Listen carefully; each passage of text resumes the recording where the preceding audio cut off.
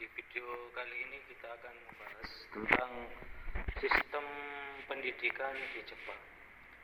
Jepang merupakan salah satu negara maju yang mempunyai rahasia bagaimana mereka bisa menjadi sekarang.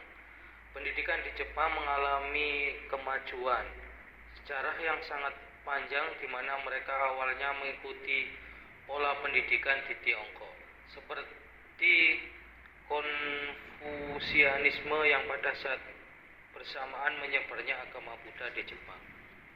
Lama-kelamaan dengan mulai kontak dengan dunia barat pada abad ke-16 hingga 17, awal yang dibawa misionaris, maka mereka mulai mengenal agama Kristiani dan juga pelajaran-pelajaran baru yang seperti bahasa dunia barat atau pelajaran musik klasik barat. Namun pada saat itu hanya beberapa yang bisa membaca dan menulis. Perkembangan terus bergerak sampai era Edo, di mana masyarakat yang ada rata-rata sudah bisa baca dan menulis karena meningkatkan literasi, pembelajaran ideologi dan kedisiplinan yang ada, yang mana pada era Meiji Jepang sudah mulai menjadi era yang cukup modern pada zamannya. Di era kependudukan sekutu, pendidikan Jepang semakin berkembang dengan munculnya institusi, banyaknya universitas yang setelah berakhirnya sekutu. Jepang pun mulai mengadaptasi cara belajar dari Perang Dunia Kedua. Ini yang sangat sukses efeknya bagi masyarakat Jepang hingga sekarang. Hal itu juga sama terhadap kaum wanita di Jepang. Terlebih dahulu para wanita Jepang diharuskan menjaga rumah dan keluarga saja, sementara pria bekerja keras dan bisa mendapatkan pendidikan yang tinggi. Namun perkembangan bagi seorang wanita dapat menaikkan derajatnya sama dengan pria mulai muncul sejak era Sengoku, di mana para wanita harus bisa mempertahankan keluarganya apabila sang pria wafat dalam peperangan atau ketika berperang. Hal ini terinspirasi dari Genji Monogatari yang ditulis oleh Murasaki Shikibu, yang dimana karakter wanita berpendidikan yang tinggi. Perkembangan pendidikan di Jepang. Pendidikan di Jepang terdiri dari TK, SD, SMP, SMA, sekolah kejuruan, perguruan tinggi, teknologi, akademi pelatihan khusus, perguruan tinggi junior, dan universitas sendiri, yang mana mereka memiliki peran dan fungsi masing-masing sesuai pilihan siswa yang ingin meningkatkan kemampuan mereka dengan tingkat jenjang waktu yang telah ditentukan dan diiklankan oleh Monbu Kagakusho, yaitu lembaga pemerintahan yang berhubungan dengan pendidikan yang juga dikenal sebagai Ministry of Education, Culture, Sport, Science, dan Teknologi.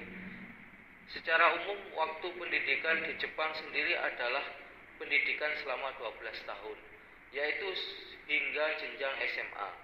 Namun banyak sekali siswa yang melanjutkan pendidikan mereka di universitas selama 4 tahun hingga 7 tahun bagi mereka yang kuliah kedokteran.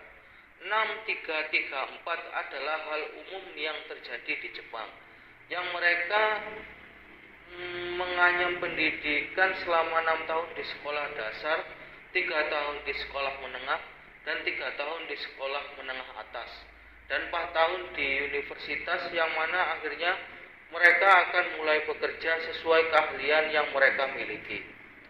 Sistem pendidikan Jepang sangatlah berbeda dengan Indonesia sendiri, yang mana bisa menjadi contoh. Yang pertama yaitu pendidikan dari dini. Dari mereka kecil, anak diajarkan sopan santun dibandingkan ilmu pengetahuan.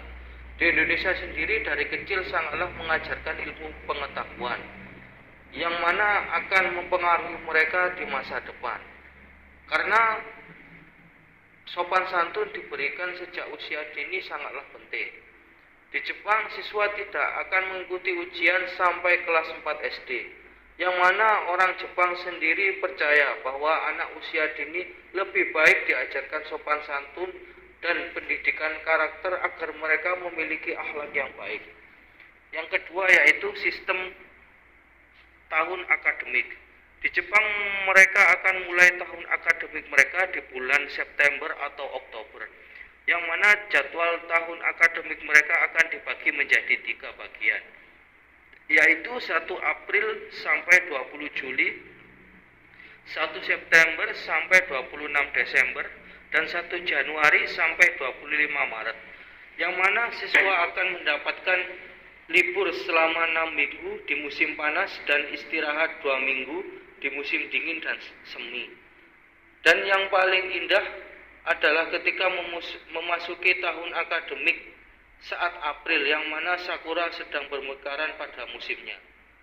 Yang ketiga, kebersihan adalah tanggung jawab di Jepang sendiri. Kebersihan adalah tanggung jawab bersama, di mana mereka membersihkan kelas hingga toilet secara bersama-sama, yang membuat mereka bisa bersosialisasi kepada sesama sekaligus mendidik karakter mereka, yang kebiasaan ini sudah ditanam sejak kecil sampai menuju jenjang universitas. Yang keempat yaitu tingkat kehadiran yang tinggi. Tingkat kehadiran yang tinggi di Jepang memang merupakan salah satu hal yang sangat biasa. Namun perlu kita contoh, para siswa di Jepang sendiri sangatlah menjunjung tinggi pendidikan dan pengajaran yang ada, karena itu akan berguna untuk mereka di masa depan. Yang kelima adalah tes yang menentukan masa depan. Persinggahan seorang untuk memasuki sekolah atau universitas sangatlah tinggi dan merupakan hal yang wajar di Jepang maupun di Indonesia, yang mana mereka berlomba-lomba untuk mendapatkan kursi di sekolah yang tinggi atau disebut universitas yang mereka inginkan. Mereka sampai bekerja keras untuk mendapatkannya. Yang keenam yaitu fasilitas pembelajar yang mencukupi kebutuhan. Sekolah di Jepang sangatlah mendukung para siswanya mengasah kemampuan mereka, baik itu secara akademik maupun non-akademik, yang mana diadakannya bungkatsu atau ekstrakurikuler, serta diadakan fasilitas yang mendukung seperti olahraga dengan alat perlengkapannya. Yang ketujuh, persamaan derajat. Persamaan derajat antar sesama di Jepang pun hal ini sangatlah ditekan keras, di mana seseorang yang nilainya jatuh sekalipun akan diangkat dan dibantu maju bersama, karena mereka semua beranggapan mereka adalah keluarga, meskipun tidak satu darah.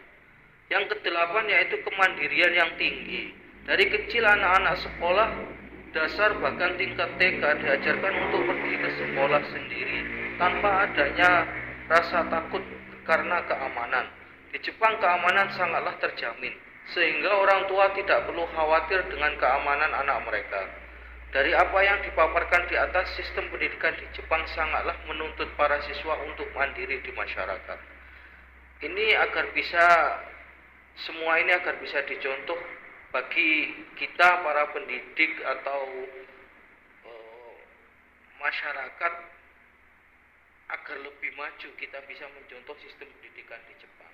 Sekian dari saya, semoga bermanfaat. Wassalamualaikum warahmatullahi wabarakatuh.